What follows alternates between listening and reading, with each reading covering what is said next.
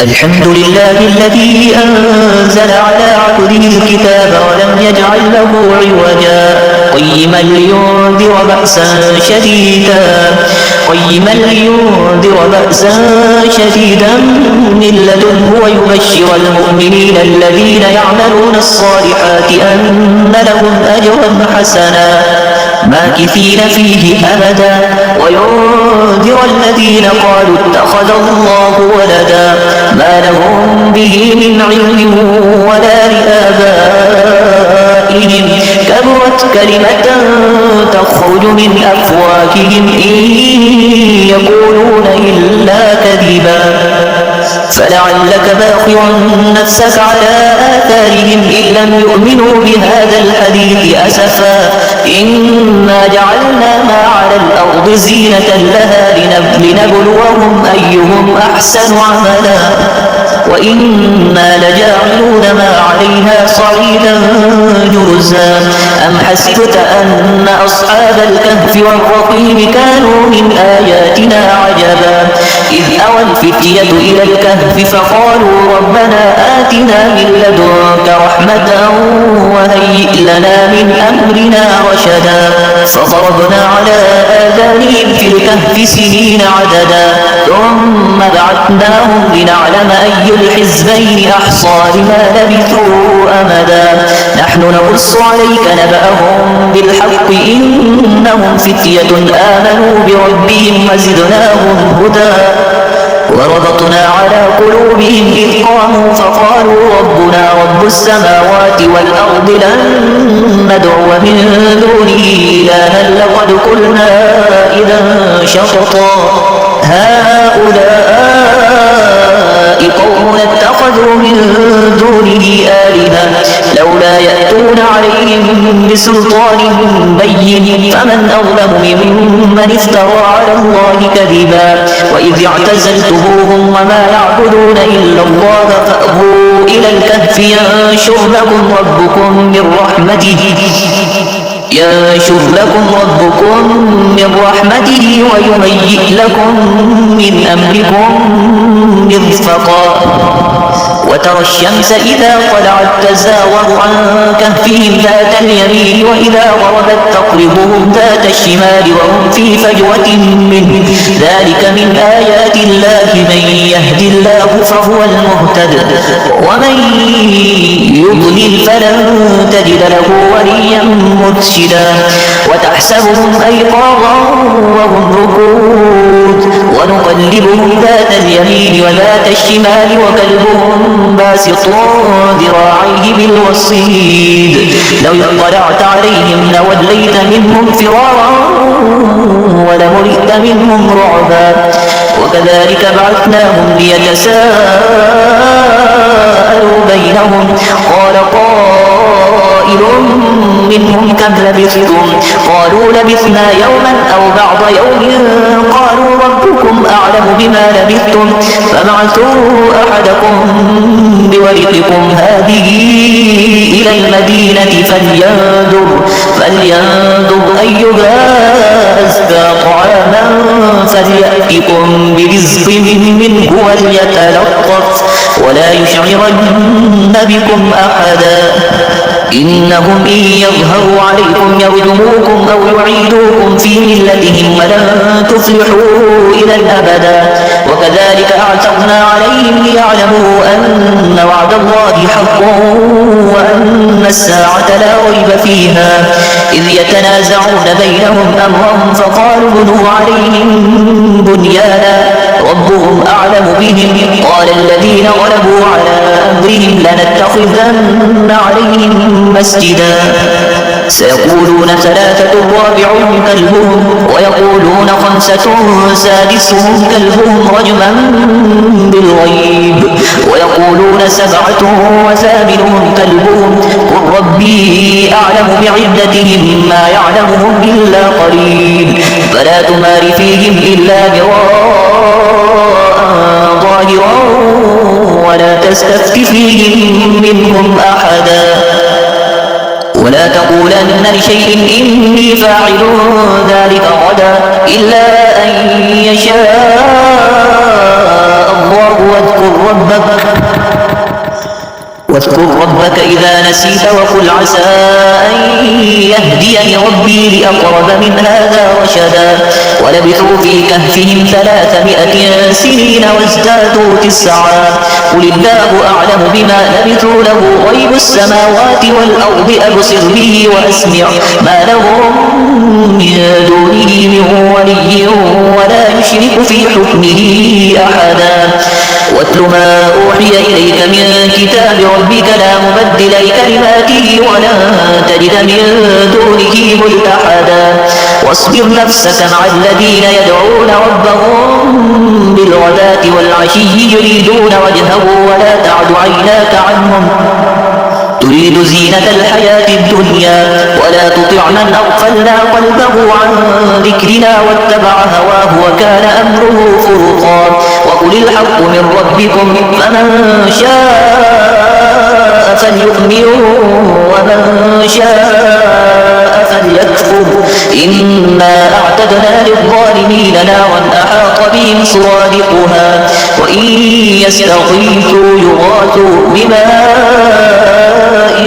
كالمهل يشوي الوجوه بئس الشراب وساءت مرتفقا إن الذين آمنوا وعملوا الصالحات إنا لا نضيع أجر من أحسن عملا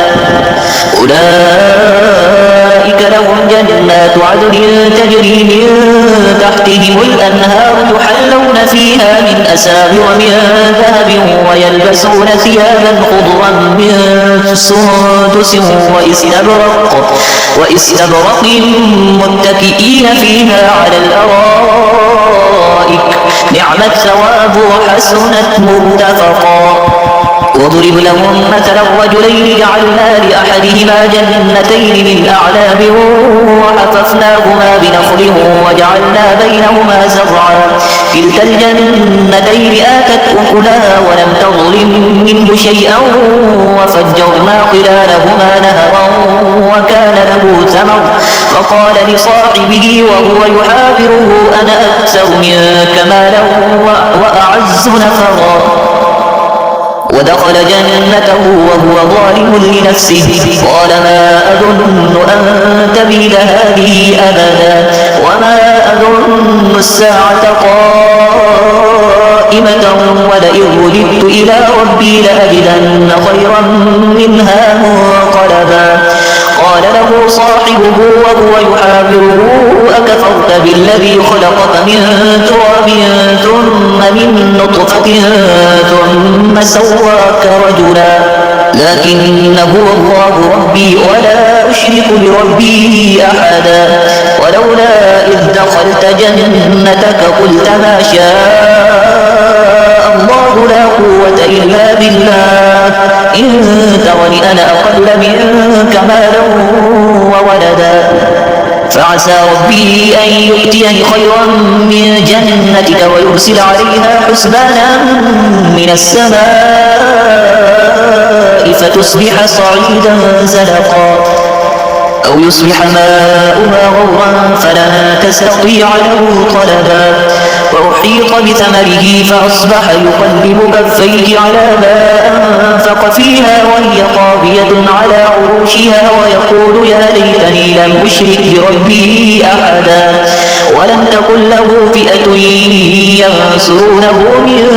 دون الله وما كان منتصرا هنالك الولاية لله الحق هو خير ثوابا وخير عقبا واضرب لهم مثل الحياة الدنيا كماء إن أنزلناه من السماء فاختلط به نبات الأرض فأصبح هشيما تذروه الرياح وكان الله على كل شيء مقتدرا المال والبنون زينة الحياة الدنيا والباقيات الصالحات خير عند ربك ثوابا وخير أملا ويوم نسير الجبال وترى الأرض بارزة وحشرناهم فلم نغادر منهم أحدا وعرضوا على ربك صفا لقد جئتمونا كما خلقناكم أول مرة بل زعمتم أن لن نجعل لكم موعدا ووضع الكتاب فترى المجرمين مشفقين مما فيه ويقولون يا ويلتنا ما لهذا الكتاب لا يغادر صغيرة ولا كبيرة إلا أحصاها ووجدوا ما عملوا حاضرا ولا يظلم ربك أحدا وإذ قلنا للملائكة اسجدوا لآدم فسجدوا إلا إبليس كان من الجن ففسق عن أمر ربه أفتتخذونه وذريته أولياء من دوني وهم لكم عدو بئس للظالمين بدلا ما أشهدتهم خلق السماوات والأرض ولا خلق أنفسهم وما كنت متخذ المضلين عضدا ويوم يقول نادوا شركائي الذين زعمتم فدعوهم فلم يستجيبوا لهم وجعلنا بينهم موبقا ورأى المجرمون النار فظنوا أنهم مواقعوها ولم يجدوا عنها مصرفا ولقد صرفنا في هذا القرآن للناس من كل مثل وكان الإنسان أكثر شيء جدلا وما منع الناس أن يؤمنوا إذ جاءهم الهدى ويستغفروا ربهم إلا أن تأتيهم سنة الأولين أو يأتيهم العذاب قبلا وما نرسل المرسلين إلا مبشرين ومنذرين ويجادل الذين كفروا بالباطل ليدحضوا به الحق واتخذوا آياتي وما أنذروا هزوا ومن أظلم ممن ذكر بآيات ربه فأعرض عنها ونسي ما قدمت يداه إنا جعلنا على قلوبهم أكنة أن يفقهوا وفي آذانهم وقرا وإن تدعوهم إلى الهدى فلن يهتدوا إذا أبدا ربك الغفور ذو الرحمة لو يؤاخذهم بما كسبوا لعجل لهم العذاب بل لهم موعد لن يجدوا من دونه موئلا وتلك القرى أهلكناهم لما ظلموا وجعلنا لمهلكهم موعدا وإذ قال موسى لفتاه لا أبرح حتى أبلغ مجمع البحرين أو أمضي حقبا فلما بلغا مجمع بينهما نسيا حوتهما فاتخذ سبيله في البحر سربا فلما جاوزا قال لفتاه آتنا غداءنا لقد لقينا من سفرنا هذا نصبا قال أرأيت إذ أوينا إلى الصخرة فإني نسيت الحوت وما أنسانيه إلا الشيطان أن أذكره واتخذ سبيله في البحر عجبا قال ذلك ما كنا نبغي فارتدا على آثارهما قصصا فوجدا عبدا من عبادنا آتيناه رحمة من عندنا وعلمناه من لدنا علما قال له موسى هل أتبعك على أن تعلمني مما علمت رشدا قال إنك لن تستطيع معي صبرا وكيف تصبر على ما لم تحط به خبرا قال ستجدني إن شاء الله صابرا ولا أعصي لك أمرا قال فإن اتبعتني فلا تسألني عن شيء حتى أحدث لك منه ذكرا فانطلقا حتى إذا ركبا في السفينة خرقها قال أخرقتها لتغرق أهلها لقد جئت شيئا إمرا قال ألم أقل إنك لن تستطيع معي صبرا قال لا تؤاخذني بما نسيت ولا ترهقني من أمري عسرا فانطلقا حتى إذا لقيا غلاما فقتله قال أقتلت نفسا زكية بغير نفس لقد جئت شيئا نكرا قال ألم أقل لك إنك لن تستطيع معي صبرا قال إن سألتك عن شيء بعدها فلا تصاحبني قد بلغت من لدني عذرا فانطلقا حتى إذا أتيا أهل قرية استطعما فاستطعما أهلها فأبوا أن يضيفوهما فوجدا فيها جدارا يريد أن ينقض فأقامه قال لو شئت لاتخذت عليه أجرا قال هذا فراق بيني وبينك سأنبئك بتأويل ما لم تستطع عليه صبرا أما السفينة فكانت لمساكين يعملون في البحر فأردت أن أعيبها وكان وراءهم ملك يأخذ كل سفينة غصبا وأما الغلام فكان أبواه مؤمنين فخشينا أن يرهقهما طغيانا وكفرا فأردنا أن يبدلهما ربهما خيرا منه زكاة وأقرب رحما وأما الجدار فكان لغلامين يتيمين في المدينة وكان تحته كنز لهما وكان أبوهما صالحا فأراد ربك أن يبلغا أشدهما ويستخرجا كنزهما رحمة من ربك وما فعلته عن أمري ذلك تأويل ما لم تستطع عليه صبرا ويسألونك عن ذي القرنين قل سأتلو عليكم منه ذكرا إنا مكنا له في الأرض وآتيناه من كل شيء سببا فأتبع سببا حتى إذا بلغ مغرب الشمس وجدها تغرب في عين حمئة ووجد عندها قوما قلنا يا ذا القرنين إما أن تعذب وإما أن تتخذ فيهم حسنا قال أما من ظلم فسوف نعذبه ثم يرد إلى ربه فيعذبه عذابا نكرا وأما من آمن وعمل صالحا فله جزاء الحسنى وسنقول له من أمرنا يسرا ثم أتبع سببا حتى إذا بلغ مطلع الشمس وجدها تطلع على قوم لم نجعل لهم من دونها سترا كذلك وقد أحطنا بما لديه خبرا ثم أتبع سببا حتى إذا بلغ بين السدين وجد من دونهما قوما لا يكادون يفقهون قولا قالوا يا ذا القرنين إن يأجوج ومأجوج مفسدون في الأرض فهل نجعل لك خرجا على أن تجعل بيننا وبينهم سدا قال ما مكنني فيه ربي خير فأعينوني بقوة أجعل بينكم وبينهم ردما آتوني زبر الحديد حتى إذا ساوى بين الصدفين قال انفقوا حتى إذا جعله نارا قال آتوني أفرغ عليه قطرا فما استطاعوا أن يظهروه وما استطاعوا له نقبا قال هذا رحمة من ربي فإذا جاء وعد ربي جعله دكا وكان وعد ربي حقا